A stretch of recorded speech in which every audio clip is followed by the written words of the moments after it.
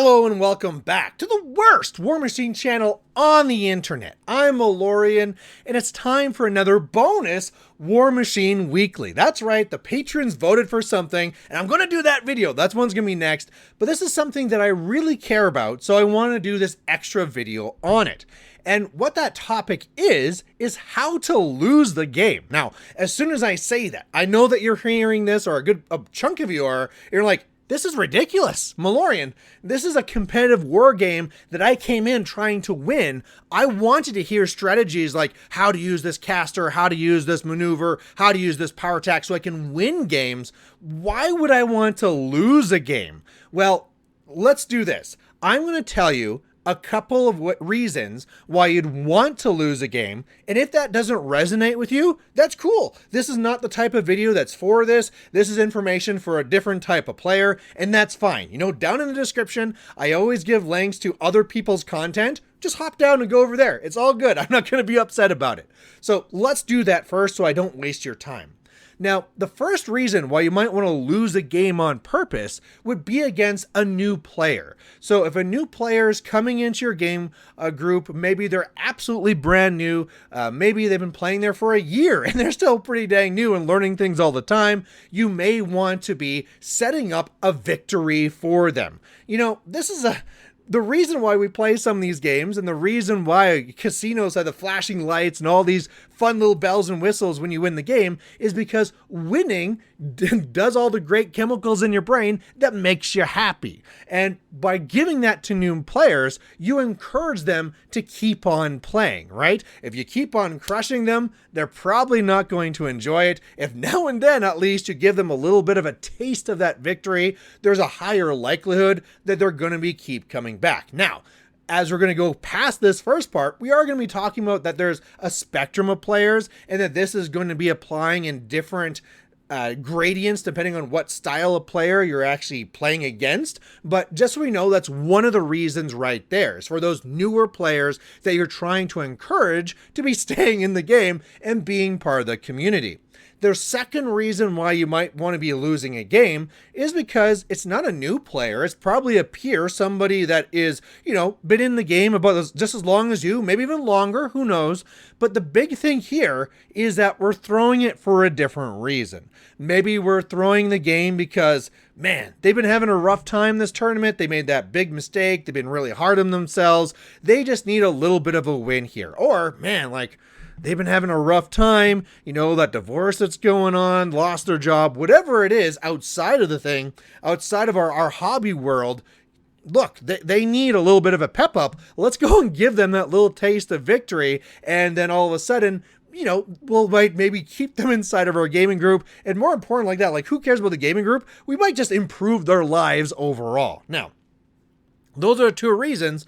But before I lose you, for those this is not resonating with, let's also define this, that losing could be just throwing the game and losing the entire game, or it could also be defined as just losing more pieces than you normally would have. So basically saying, if we played and I played at my strongest, I brought it, and I was like, let's do this, I would have this level of victory. We're just saying it's somewhere south of that. So whether it's a complete loss or something in between, we're just talking about bringing that bar down. So there you go. Those are the reasons why we're going to be talking about it. That's the definition. If this doesn't resonate with you, cool. If it does, let's get into it.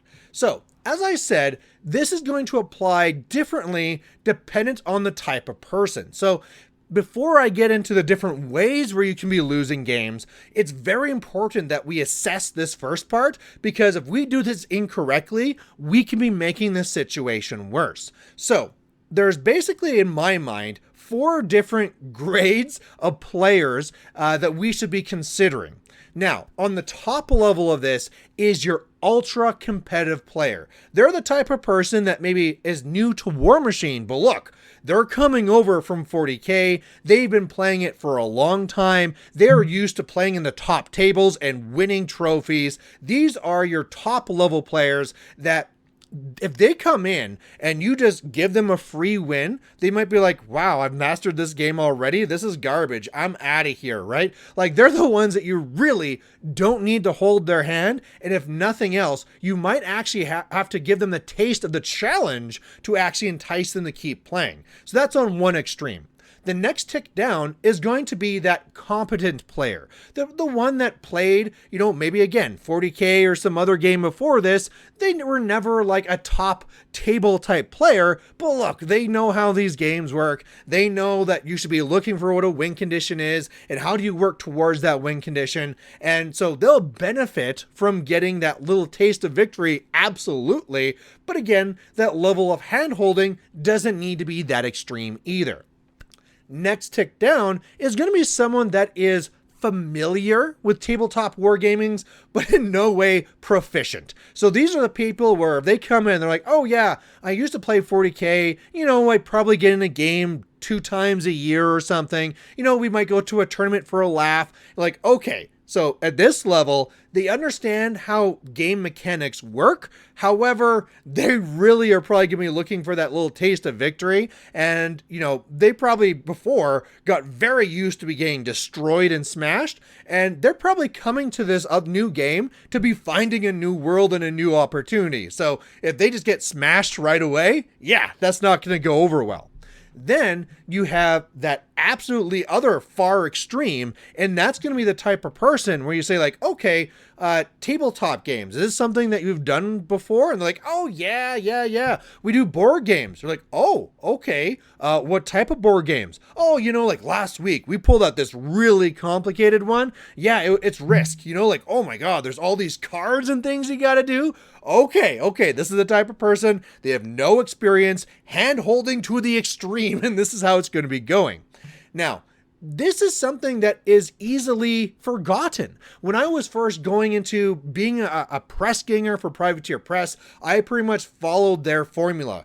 Get 2 battle boxes. Hey, you want to play? Here is demo game. You always let them win their first game, and then that's it. I'm assuming you're good to go. Page 5, I'm not going to repeat any more of it. Go and play and lose whatever. You're in the game. And boy, that worked sometimes, but did not work the vast majority of times. As I got better at this, what I do is have conversations with new players and asking those questions like, hey, what's your name? How's it going? Just want to know, like, what type of games did you do before this? Oh, that's awesome. What armies did you play and why? Oh, you played this because it looked cool? Oh, you played this because it was ultra competitive and it was winning events? Okay, I'm getting this gauge of who you are and where you are on this scale. Extremely important. And again, we're not even just talking about this in that level of being a demo game. This new player experience might be something that happens at your weekly game night. It might be something that happens in a tournament. And if you don't have any way of gaining that information, you're screwed because you're going to be guessing as you're going through this, right? So that'd be the first thing. Those 4 classifications, figure out where they are on that gradient. Now, as I explained, now as you're trying to decide what to do, losing can mean different things. It can mean absolutely throwing the game, and it can just mean doing some degree worse. Now, let's start on that one far side there, where we're talking with that absolute new player. And I think the big thing here is that it is completely underneath your control. They don't know what's going on, right? Like, the idea to them is like, okay, these things have stats and there's dice and rules and books and themes and this interacts with this and oh my god, like, you literally have to hold their hand walking them through the game and telling them, okay, now you do this and now you do that and now this happens, and you're really guiding the way that the game goes. And as I said, the general rule was to always let them win their first game. That can be more than one game, absolutely rather. So in that first game, as you're completely guiding them, it's probably going to be to where you're setting them up for a victory. Maybe your caster went up and like charged into a jack and like used up all of its focus or a good amount of its focus to do some nominal damage. And it's like, okay, so now I got to a spot where my caster's in danger. What are some ways that we can be putting on pressure, right? And you're literally talking them through to the victory. You're setting them up for the victory, right? You could be making optimum plays. You're a seasoned player. You know how to set things up so that you are not going to win this game. Now, let's pause for a second and cross off the comedy.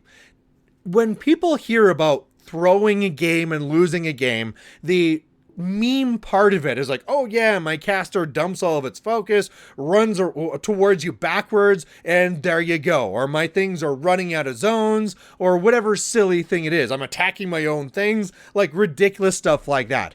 Let's just say that ridiculous stuff is not what we're talking about here. There is no reason you need to be doing that. We know, as seasoned players, that some things are better into other things, and we can be setting up bad matchups. We can be not using our units to being as effective as possible, right? So normally we know, here's a good example, as effective players, everything moves up so that everything can attack at once. That's the way you play the game effectively. You want to be putting out as much pressure as possible, because the more of your army I destroy, the less I have. So if we take these like basic rules of how you win the game and just slightly reduce the power level and all these things, like maybe instead of running all 3 of my heavies up to get them into threatening positions, maybe there's 1 heavy that I run up and the other 2, they don't quite go as far, right? That pressure isn't there, so that they're not trying to deal with 1 jack,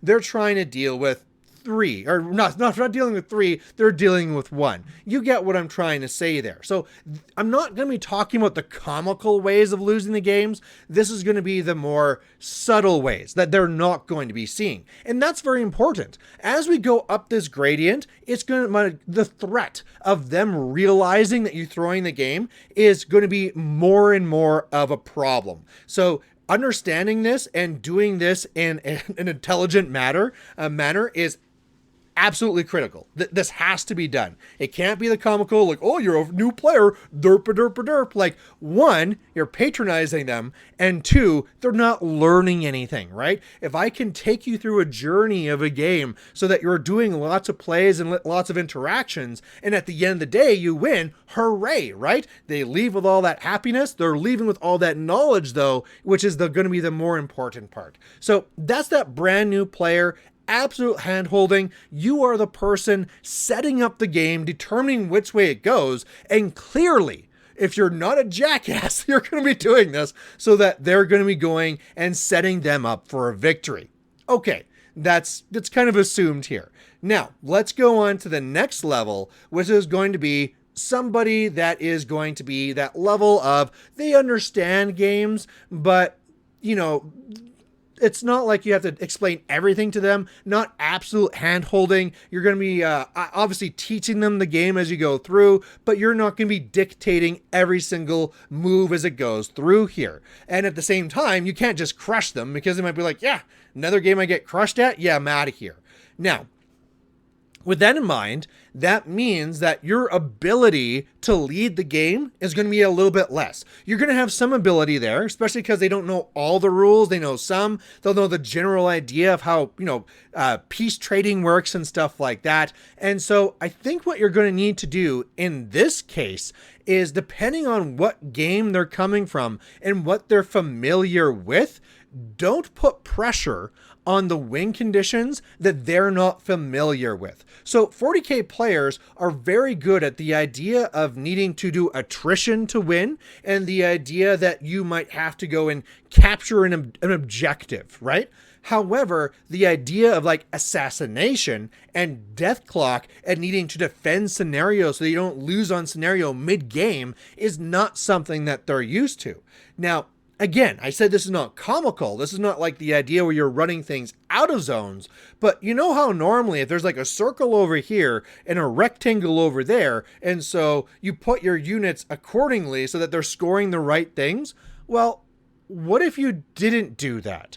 What if you did it on just one side, depending on how strong they are, right? What if you're doing this not to like blitz them and win on scenario and be like, ha, I win the game, turn 2. What if it's more like, okay, I'm doing this pressure and like, okay, over here, this is just all contested, but look, I'm starting to score over here. So this is something you need to do something about it.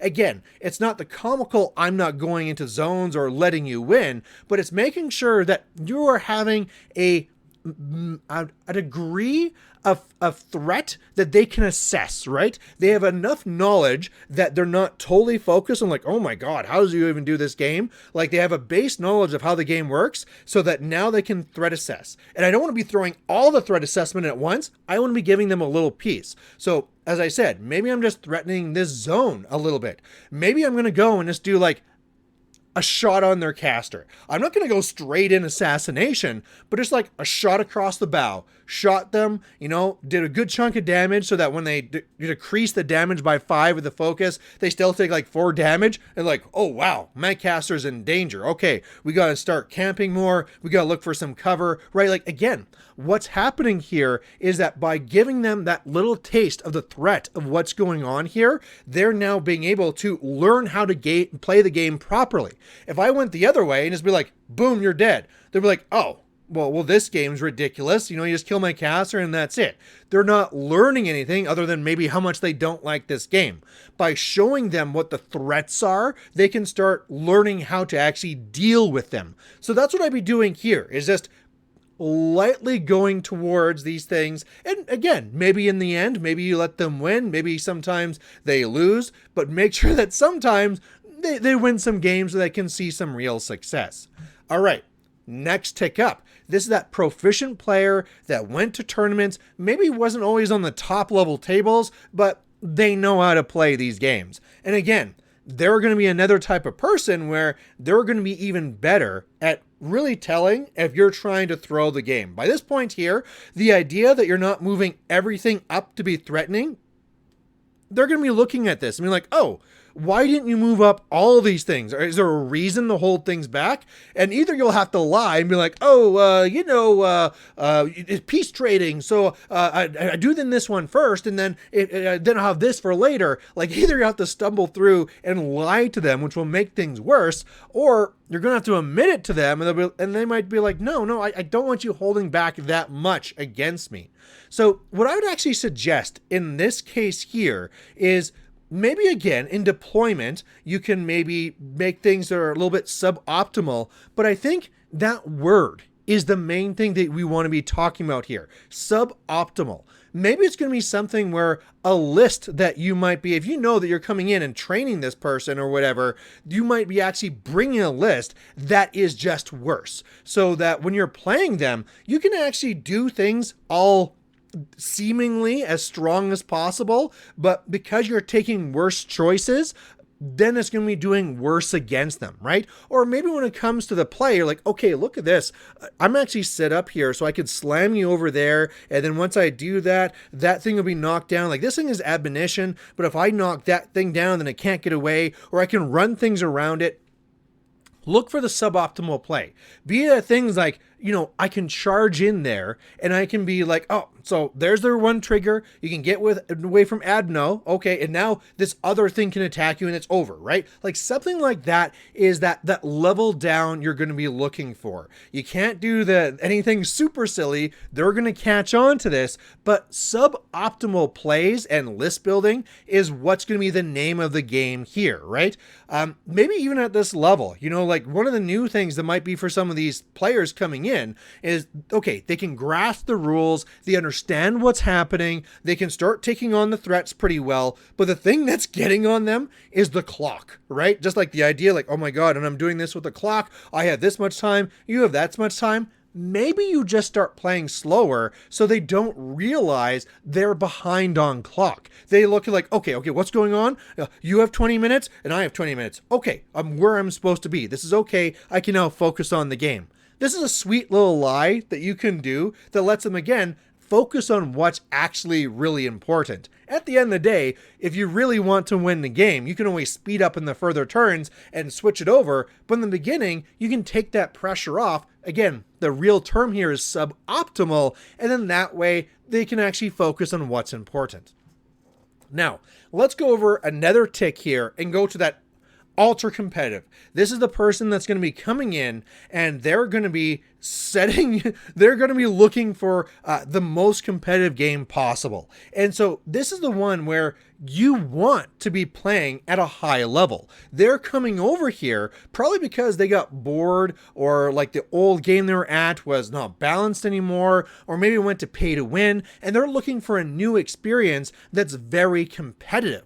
Now, they are still going to need to find that little piece of victory, but that piece of victory for them is learning how to win this game. It's almost like handing over a secret scroll of how to actually win these things. And so the best way that I find to do this is by telling them how to win. So I'll do my plays and I'm going to explain to them exactly what I'm doing and why I'm doing it. The other classifications that we talked about before, if I talked about all like the rules interactions and the reasoning and the different strategies, that's probably going to overwhelm them. They don't want to hear that. This is the type of person that does want to hear that. Okay, I'm moving this here because it is countercharge. So if anything moves within 6, it's going to be in danger. Now you can run something up to engage it, but you know that this is a threat that I'm going to be having here. And then this can switch over, right? Or I can be, to stay on this side. I'm going to be moving these things here. So I know now when your caster has to move up to kill box, there is no safe spot they can be without being shot. So now you need to do the math to get yourself in a safe enough position so that, sure, I can make attacks against you, but you can survive. So you're explaining what threats they're actually trying to deal with. And then they can be like, okay, I get what we're trying to do here. Let's try and solve this puzzle. Now, same thing on the other side. You can explain to them how they can actually be doing better in these situations. They'll start activating and they'll start doing things. And like, okay, so just hold up. We know where that was before. What was your tactical reasoning for doing this? Oh, blah, blah, blah, blah, blah. Okay, that's great. Now, here are some other options you may not have been aware of. Just so you realize you're not used to like a fast scenario. So if you don't get into these things and contest, I'm going to win on my turn. Or you're looking on going in here and doing this, but I see you didn't allocate enough focus for this. Let's just rewind the clock so that now that you know what focus it takes to take out a jack, that you allocate a little bit more. Oh, did you realize you were trying to destroy this thing to try and score this flag? But you can just slam me out of the way. And because you need focus in other areas, that might be an efficient way to actually to achieve this. You're not throwing the game. In their eyes, you didn't just hand it over to them. You are playing at the best of your abilities, explaining what the threats are so it's not any gotchas, and then on their side, letting them know what opportunities they have. This is a great way to teach them because you're literally teaching them the game, and at the same time, your level of win is lower than what it was, right? You can play against this ultra competitive person that doesn't realize how important scenario is and be like, bam, bam, beat you, get out of here, go back to 40K. Well, they might just do that, right? So that might not be the right way to go. Now that we've talked about all these different things here, let's talk about a couple of different strategies again, just to kind of remind you of the different types of ways you can be trying to lose the game at these different areas, and then you can kind of decide where those little spots they go into. I think I explained it well enough that if I give you now this toolbox, you'll understand where these are probably going to fit in. So, number one way or the first one we're going to talk about anyway, that you can be losing a game is going to be not going to aggressively win. So if I'm not there throwing things up there to go for the assassination, to go for the big scenario win, for going for the big alpha, that's already going to be a major way of dialing back my type of win.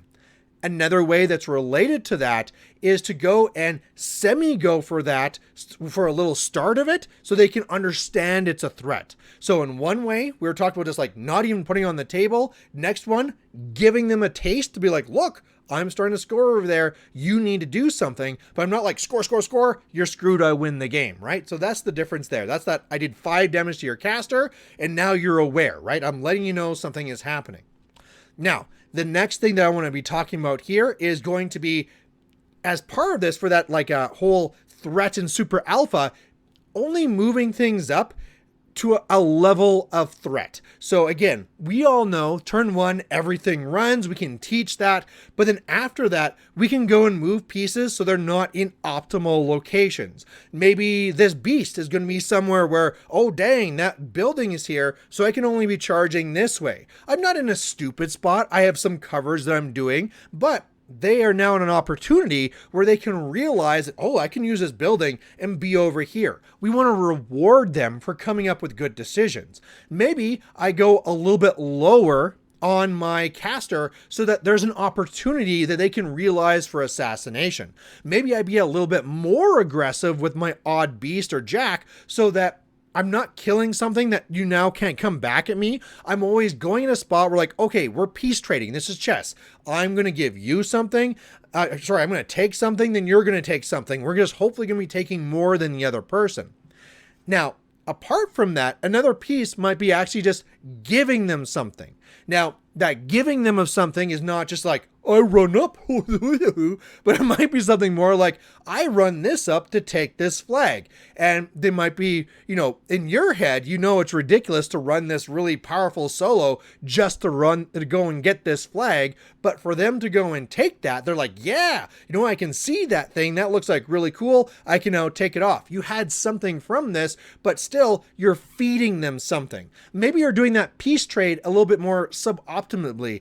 Let's just mumble here. Suboptimally. I can't say it. So we're going to continue on. So, instead of going in first with a unit, maybe your jack's going in first. And they're like, yeah, now I can be going after your jack. You're going to be making these sub-optimum plays. Hey, we got it. So that we can now be setting them up for a better level of trade at the end. And again, this is where we can be talking about a different level of win mid-game and end-game. I can still be setting myself up for a win at the very end. That doesn't change how much I can lose during the game. I can lose this entire unit and then still win on assassination. I can lose this entire battle group and then still win on death clock or whatever else is another win condition I can have at the end. So do know that this is not an all-encompassing thing, and I can be giving little pieces, little victories to my opponent, and still at the end of the day, setting myself up for an actual victory. This is why, with newer players, I actually really like using things like my Buccaneers, where I just run them into their face, because they get to get in there, they get to destroy a bunch of jacks, they're like, yeah, that's destroyed, that's crippled, that's out of here. And then I kind of tell them after, like, okay, then ding, I got this, and ding, I got that, and then I just won by scenario. And they realize like, okay, so now I learned in this game how to cripple jacks and how much focus it takes to get these things out. Now I'm ready for the next challenge, which is going to be how do I stop losing on scenario? And you can kind of set them up for what the next challenge is going to be, even though you won that game. Now, that's probably a good suite of things that we want to be saying are in our tool belt of ways to try and lose the game. But again, I want to super stress here that you have to be picking the right one for the right area. And if you do it in a way that you get caught, it might not go over that well. So you have to be very, very careful about it. Now, let's now take all of that and talk about this last one, because this one is probably even more controversial, and yet it's probably one of the more important, because for new players, a lot of new players, you can do your best and they'll still want to go somewhere else. They just didn't like the flavor of Warmachine or whatever it is. For this next one here, these are your peers. These are your usual gaming group, members that come in all the time, and they're just having that awful time. They're just having a rough day, a rough week, whatever it is. Things are going bad for them, and you just don't want to crush them, right? You don't want to be like, haha, this is another part of your life that's going to be going awful. You want to give them a little something. However, because these are the people that have been playing against you the most, they know your plays. They will very, very easily be able to tell if you're holding back in almost any way. And so this is going to be the hardest spot to do it, because if you do this and you get caught, that can also go for some real feel bad. It's like, oh, great. Now you're just, little pity win. Yeah, this is just another thing I needed. Thanks. I came down here. You're just going to take pity on me. And this is not what I was looking for. So that's very, very careful. Now, I think it's also more important here that this is a type of the area where you probably don't want to just give them the win. You probably definitely want to be setting yourself up for that final win, because then it'll be very defensible, but like, look, I didn't just like throw the game, I won the game. But this is something where you want to be giving them a little bit more on the inside. And I think a good thing that you can be putting here is that we talked about before about the idea of suboptimal, but this is a good spot to be putting in some other things of more like, oops, I forgot, right? So a good example here is I might be well aware that this model over here has Pathfinder, and I will set things up and I put my things on the other side of rubble so that it can't get to me. And on their turn, like, ha, gotcha, this thing has Pathfinder. I'm like, ah, crap, I forgot that, whatever. These are like little subtle things I'm looking for, right? Maybe a little subtle suboptimal plays that I'm going to be doing in the middle of whatever I'm trying to do to give them slight little wins within the game. Like, haha, I surprised you with this and I got this, and I might have knew completely well that this was coming, but I'm going to let them have that, right? Because, hey, let's just give them that little taste of victory just to make their day a little bit better.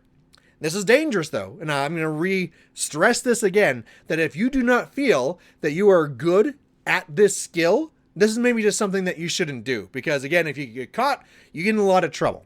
Now, here, I want the last little thing that I want to be talking about. This has been a long video. We've been going for like half an hour already. But the last thing I want to be adding for this topic here is the idea that this can be actually more rewarding to you in the end once you get good at it. Because one of the things that I found for myself is that before I took on this side of ideology that I want to be trying to be giving out wins and trying to downplay my game and stuff like that, is that before this, my win-loss ratio was very important to me. I tracked every single game. I made sure, like, okay, how many games did I lose? How many games did I win? What did I win most against? Like all this like data analysis. And the problem is that stress of like, oh my God, if I lose this one game, it has major effect on my win percentage for the year. And it would just be adding extra stress to the game. As soon as you start playing in this manner though, where you're easing up and you're letting people have those victories, whether it's complete victory or just in piecemeal parts, that becomes less important. I didn't track my wins anymore. I didn't care about those things. And I think something too is like when you lose games, it's less impactful to you. Maybe because in your brain, you're not even really certain on like, was that a game that I lost on purpose or did I just get crushed? Oh, well, whatever. And it just like takes that whole negative experience and just takes it away. Ever since I started doing this, I became a better press ganger, a better friend, and just enjoying the hobby even more. So it's just a win-win-win. Why not would you be trying to be adding this to your repertoire of skills? So there you have it as a very, very quick summary at the very end here. First thing to do is to assess the player. Those are 4 levels: brand new, familiar, proficient, and then ultra competitive, basically top table competitive. Once you know the type of level that they're at, will let you know what type of game experience they're looking for and what level of hand holding and given victories they might be after. Think about all your different strategies that you have available to you, knowing that there is a difference between losing the entire game and losing some extra pieces during the game. And then finally, knowing the difference between how to subtly do this and how to be like a comical clown, being like, horror, horror, I'm gonna go run at you and run my caster backwards. Like, these things are very, very different. So there you go. This is a topic that was really important to me and I really wanted to share this. I'm sure this is not going to get a lot of views, as it's probably going to seem stupid and not being useful to a lot of other people, but hopefully there is that fraction of press gangers and that fraction of players out there that is going to be getting something from this. And so hopefully that helped. So either way, if you have anything around this, please post it down in comments. I love having these conversations. And anyway, we'll catch you later. Bye.